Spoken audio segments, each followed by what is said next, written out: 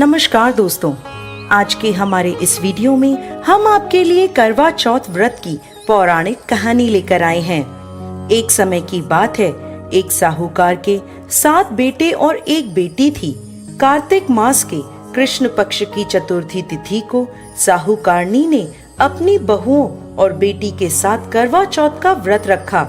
जब साहूकार के बेटे भोजन करने बैठे तो अपनी बहन से खाना खाने को कहने लगे, तो वह बोली, भाई अभी चांद नहीं निकला, मैं चांद को अर्घ देकर ही अपना व्रत खोलूंगी। साहूकार के बेटे अपनी बहन से बहुत प्रेम करते थे। वो उसे भूख से व्याकुल नहीं देख पाए। उन्होंने नगर के पास की एक पहाड़ी पर दीपक जलाकर चलने की ओट में रख दिया और बहन से बोले, देखो बहन, चांद निकल आया, अब तुम अपना व्रत खोल सकती हो। साहूकार की बेटी दौड़ी दौड़ी भाभियों के पास गई और कहने लगी, भाभी देखो चांद निकल आया, चलो व्रत खोलते हैं। ये सुनकर भाभियां बोली, बाईसा ये तो आपका चांद निकला है, हमारा चांद निकलने में अभी समय है। भूख से व्याकुल साहूकार की बेटी चांद को अर्घ देकर भोजन करने बैठ गई। जैसे ही उसने पहला निवाला तोड़ा तो उसे छींक आ गई।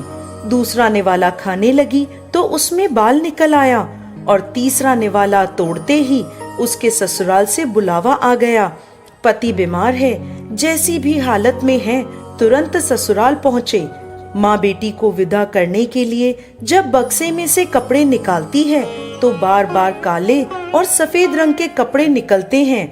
वो घबराकर अपनी बेटी से बोली, बेटा रास्ते में जो कोई भी छोटा बड़ा मिले सबके पैर छूती जाना, और जो कोई भी तुझे बूढ़ सुहागन होने का आशीर्वाद दे वहीं अपने पल्ले में गांठ बांध लेना। बेटी बोली, ठीक है माँ, और वह अपने ससुराल की ओर चल दी। रास्ते में जो भी उसे मिला वो सबके पांव छूती गई। सबने सुखी रहो, खुश रहो, पीहर का सुख देखो, ऐसा आशीर्वाद दिया। देखते ही देखते वो अपने ससुराल पहुंच गई। ससुराल के आंगन में छोटी ननद खेल रही थी। जब उसके पास गई तो उसने आशीर्वाद दिया, सदा सौभाग्यवती रहो, पुत्रवती हो। ये सुनते ही उसने अपने पल्ले पर गांठ बांध ली और अंदर गई तो देखती है कि उसके पति का शव रखा है और उसे ले जाने की तैयारी हो रही है। वो बहुत रोई। जैसे ही उसके पति को ले जाने लगे वो रोती हुई बोली, मैं इन्हें कहीं नहीं जाने दूंगी। जब कोई नहीं माना तो बोली, मैं भी इनके साथ चलूंगी। जब वो नहीं मानी तो बड़े बूढ़े बोले, ले चलो इसे भी साथ में। वो सबके साथ शमशान चली गई। अंतिम संस्कार का समय हुआ तो बोली, मैं इन्हें नहीं जलाने दूंगी। सभी लोग नाराज हुए और बोले, पहले तो अपने पति को खा गई, अब उसकी मिट्टी भी खराब कर रही है।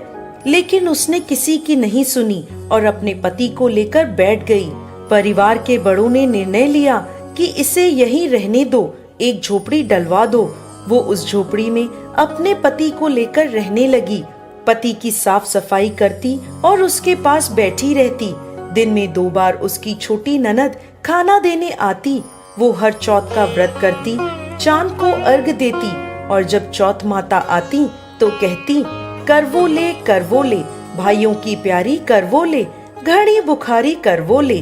वो चौथ माता से अपने पति के प्राण मांगती, लेकिन चौथ माता उसे ये कहती कि हमसे बड़ी चौथ माता आएंगी तब उनसे अपने पति के प्राण मांगना। एक एक करके सभी चौथ आई और सभी यह कहकर चली गईं।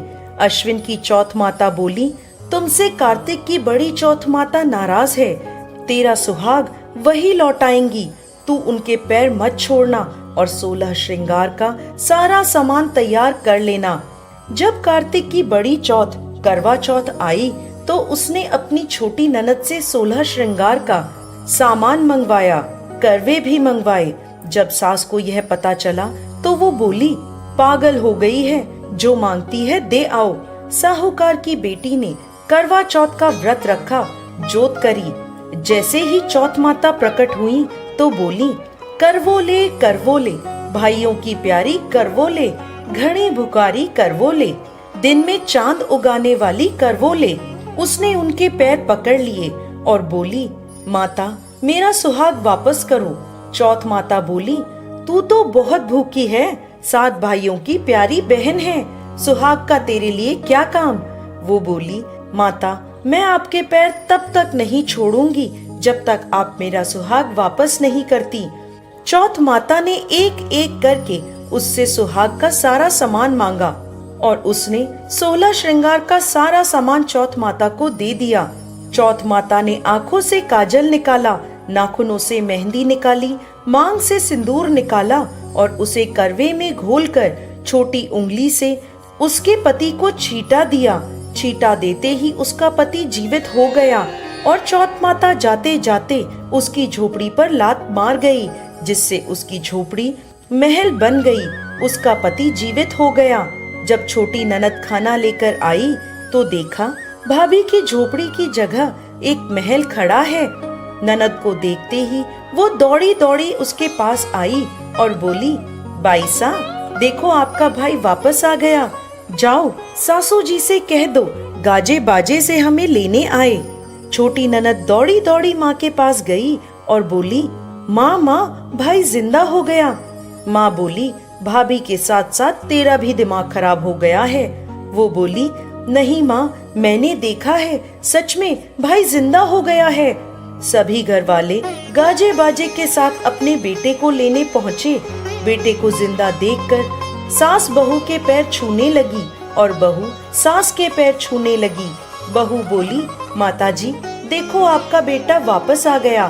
सास बोली, बहू मैंने तो साल भर पहले इसे भेज दिया था, ये तो तेरे भाग्य से वापस आया है। हे चौथ माता, जैसी पहले लड़की के साथ करी वैसे किसी के साथ मत करना, और जैसे बाद में उसे अमर सुहाग दिया वैसे ही इस कथा को कहते, सुनते और हुंकार भरते सब पर कृपा करना। जय चौथ माता।